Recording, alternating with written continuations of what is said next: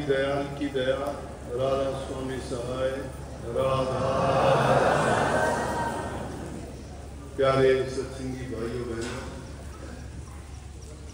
जैसा कि आपको पता है, टाइम तो नहीं था, लेकिन कई बार यहाँ 2-3 प्रेमी ऐसे थे जिनको इनकार नहीं कर सकता था मैं, और काफी समय से पहले इन्होंने हाँ करवा रखी थी। फिर भी मैं संगत का टाइम यूँ कहते हूँ उनके लिए रखता हूँ। मैं अपने टाइम में से दूसरों को टाइम देता हूँ। मैं जब भी कहीं बार जाना होता है 5 बजे निकल लेता हूँ, टाइम मेरा यही होता है। 6 बजे का टाइम दिया था, 10 बजे तक जो संगत आएगी वहाँ पहुँच जाऊँगा मैं। चाहे क्यों दूर दराज से जो सत्संगी प्रेमी वहाँ पे पहुँचते हैं, दर्शन के लिए आते हैं या अपने कोई बात सलाह या कोई भी आशीर्वाद के लिए पहुँचते हैं, अगर नहीं न मिलता तो उनको निराश होना पड़ता है। तो उनकी निराशा भी नहीं सही जा सकती, क्योंकि इतनी तकलीफ उठा के आते हैं, रोज रोज आया नहीं जाता। कोई दूर दराज से आता है, किसी के पास साधन नहीं है, तो परेशान होके वो मुश्किल से पहुँचते हैं। अगर नहीं मिलता तो उनको बड़ा दुख लगता है। तो उनका जो पीड़ा होती है, ना मिलने का दुख होता है, मुश्किल होता महसूस करता हूँ, और मेरे से तो बर्दाश्त नहीं होता। मैं तो अगर आए हुए को किसी को मेरे आगे यूँ में मिल गए तो भी वापस बुला के पूछो क्यों आया था, पूछा नहीं आपने मुझसे। तो ये मेरी आदत बन गई है कि सत्संगी जो मेरे से प्यार करते हैं ना, उसके बदले में उससे ज़्यादा प्यार करते हैं। और भक्ति की महिमा और सच्ची भक्ति भी यही है। जो इंसान प्रेम करना नहीं जानता वो भक्ति भी नहीं कर सकता। ये ऐसा सूत्र है प्रेम जिसमें आदमी का विश्वास, संकल्प, दृढ़ होते हैं, और जिस पर वो यकीन और विश्वास करता है, जो उसका इष्ट होता है, उससे उसके सारे कार्य निश्चित होते हैं। क्योंकि इतबार और विश्वास हमारे अपने दिल में करना पड़ता है। किस पर करना पड़ता है कि जिससे हमें ये आस होती है कि मेरी आस यहाँ पे पूरी हो। इसलिए सदगुरु की महिमा, सदगुरु का दर्जा ऊंचा माना गया है हर काल में। चाहे वो कोई कितने ही बड़े अवतारी पुरुष आए, चाहे वो रामकृष्ण जी जैसे थे जिनको दुनिया पूजती है, मानती है, हम भी उसी प्रकार उनको पूज्य मानते हैं, लेकिन गुरु के लिए वो भी अधीन थे। उनको भी गुरु बनाना पड़ा। कबीर साहब जैसे संतों को भी उनके गुरु नहीं थे। जब गुरु नहीं थे और बिना गुरु के जब वाणी गाते थे, सत्संगों में जाते थे, लेकिन सीधा प्रेम था वाणी से। इसीलिए कबीर साहब को आदि संत कहते हैं कि वो 4 कालों में आए थे, वो भगवान का रूप थे। तो इसमें कोई संदेह नहीं, लेकिन उनको भी इस संसार में आके गुरु बनाना पड़ा, गुरु की जरूरत पड़ी। नारद जी का गुरु नहीं था, उनको भी गुरु बनाना पड़ा। तो गुरु की आवश्यकता हर जीव को होती है। संसारी कामों के लिए भी हमें कोई जो किसी से काम सीखते हैं, कोई काम करते हैं, वहाँ भी हमें गुरु ही सिखाता है। लेकिन भक्ति में गुरु नहीं, सतगुरु होता है, क्योंकि सत्य का भेद, सत्य की भक्ति करना और सत्य मार्ग पर चलने का उपदेश सतगुरु ही दे सकता है। और सतगुरु कौन होना चाहिए? जिसने खुद तप किया हो, त्याग किया हो, गुरु भक्ति की हो, उसने अपने जीवन को गुरु की शरण में लगा दिया हो, और गुरु और परमात्मा के सिवाय उसको दूसरी किसी चीज़ की लालसा ना रही हो, वो परमात्मा के साथ एक रूप बन जाते हैं। उनको गुरु का रूप भी नजर आता है, गुरु के रूप भी वो बन जाते हैं। गुरु की आज्ञा का पालन ही वही वो करते हैं, और गुरु भक्ति ही उनके लिए सब कुछ होती है। तो जब ये गुरु भक्ति किसी के हृदय में दृढ़ हो जाती है, कुछ भी करने की जरूरत नहीं रहती। भक्ति कोई ऐसी चीज नहीं है, नाम तो 4, 5, 6, 8, 10 अक्षर का होगा, वो तो सबको याद हो जाता है, दीवारों पे किताबों में लिखा भी मिल जाएगा, बोलने में भी सब सुन लेते होंगे।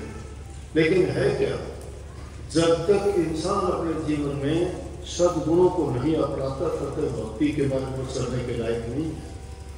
हर काम के लिए इंसान में योग्यता चाहिए, चाहे वो कितना छोटे से छोटा काम हो और चाहे कितने बड़े से बड़ा भी काम हो। जब दुनियादारी के काम के लिए भी योग्यताएं निर्धारित की हुई है,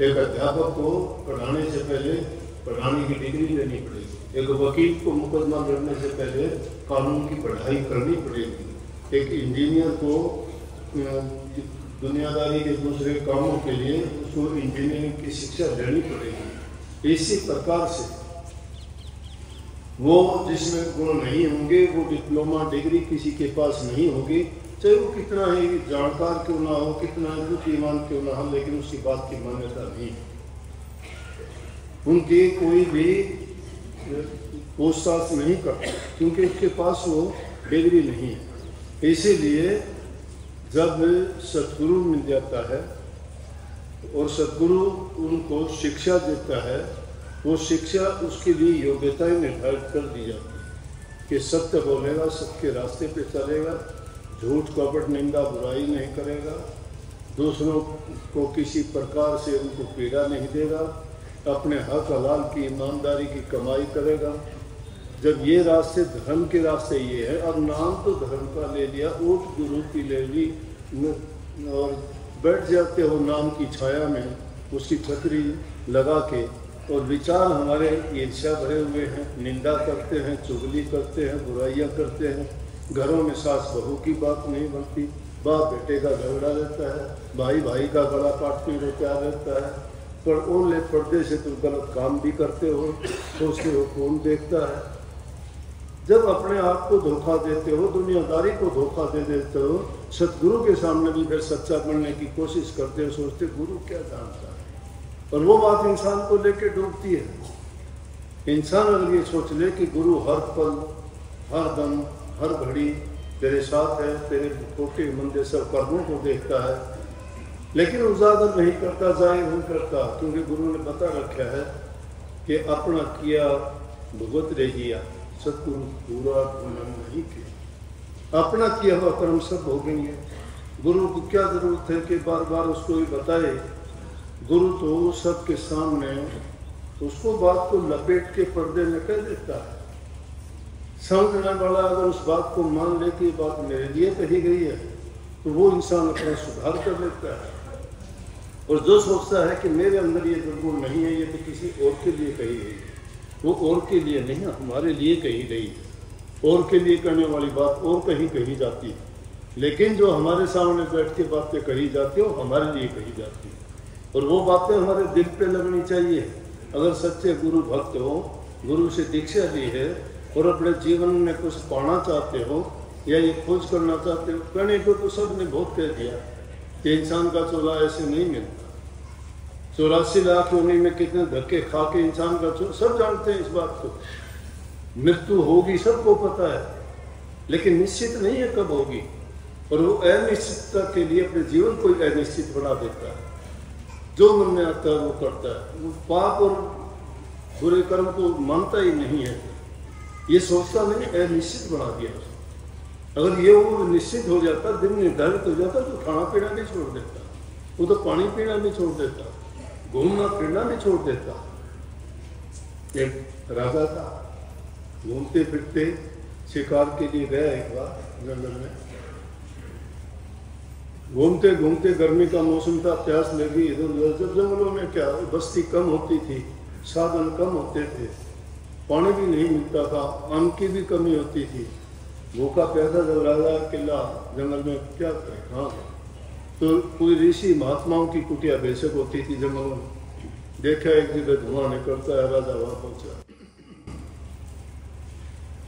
पहुंचा, शाम का टाइम था, भूख प्यास से त्रस्त था, जाके महात्मा से कहने लगा मैं भूखा भी हूँ, प्यासा भी हूँ। महात्माओं के पास जंगल में क्या होता, भिक्षा तो लेके आते तो कोई देता तो ठीक है, एक टाइम की लेके आ जाते, उनको संग्रह की जरूरत नहीं होती, क्योंकि उन्होंने सब कुछ त्याग की तो जंगलों में गए। अपने मन को भक्ति में लगाने के लिए संग्रह नहीं करते।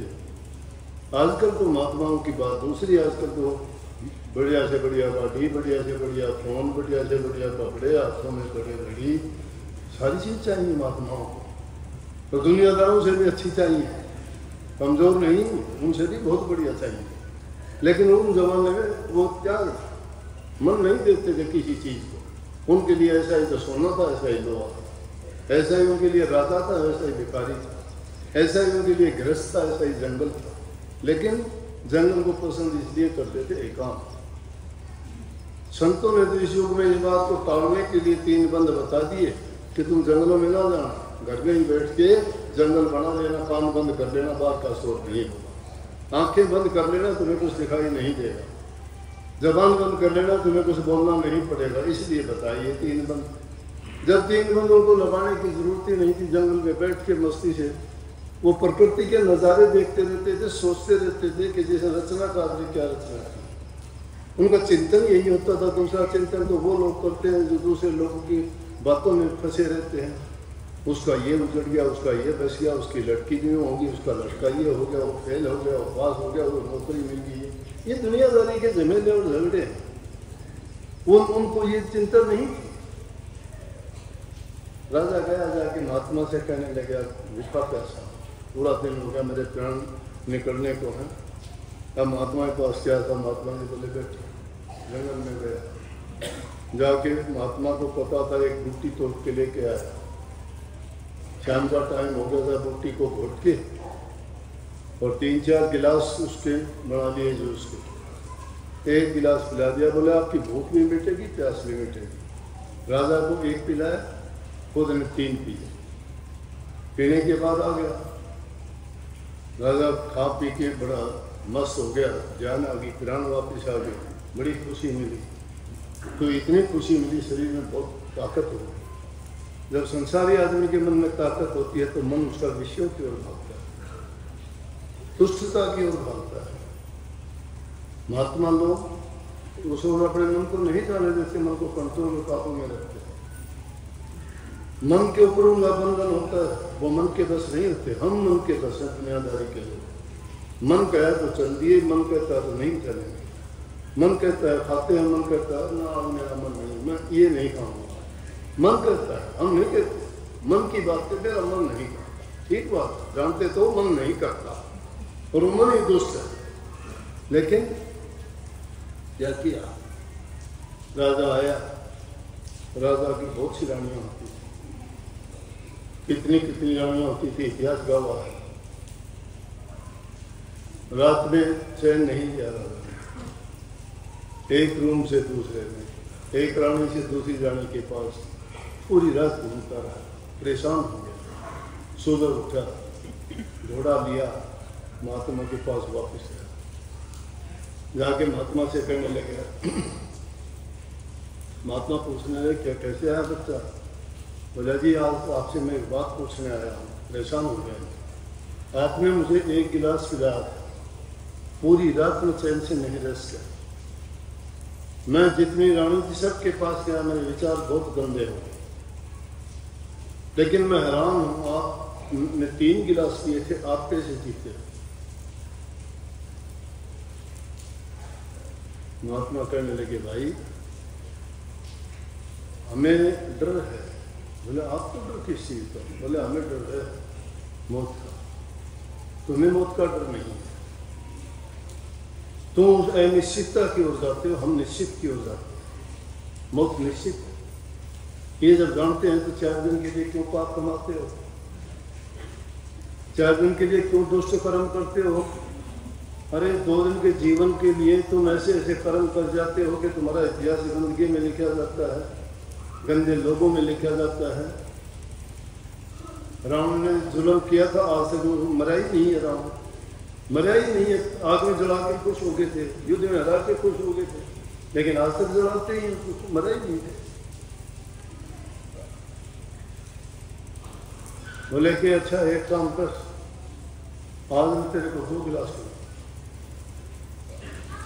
बोला जी मैं तो एक से ही परेशान था। न बोला पी मेरे कहने से, 2 पिलाए, 2 पिला के कहने लगे अब तेरी जिंदगी नहीं है। मैंने तुझे बताया नहीं, तू 7 दिन में मर जाएगा। आज से 7वें दिन तेरे प्राण निकल जाएंगे, पीले क्या बिगड़ता है। ये लिए महात्मा के कहने से चला गया। जाते ही खाट में बैठ, मुझे नहीं करना राजपाट, क्या करना है, 7 दिन की जिंदगी है, क्यों करूं मैं, किस लिए किससे लड़ाई झगड़ा। लोग आए कि जी ये काम करो, अरे मुझे कुछ नहीं करना, काम तुम करो और जाओ। सब छोड़ दिए, रानी बेटे मंत्री लोग आते मुझसे, बोले मुझे नहीं पता कुछ भी। 1 दिन गुजर गया, 2 दिन गुजर गए, रोज सुबह उठता है, मनियों पे उठता है। 4 दिन गए, आज 3 दिन बाकी रह गए, 5 दिन गए, आज 2 दिन बाकी रह गए, 6 दिन गए, कल को चला जाऊंगा। बुला के कह दिया कल को चला जाऊंगा, बस कहानी मेरी खत्म, सबको बता देना मेरा इतना ही आपके साथ था, मेरा पूरा हो चुका है। बोले आप ऐसी बातें क्यों करते हो, कोई बात तो ऐसी नहीं, खाना पीना सब छोड़ते हो, किसी के पास नहीं कराना, किसी रानी से बात की, ना मंत्री से बात की, ना प्रजा से बात की, ना औलाद से बात की।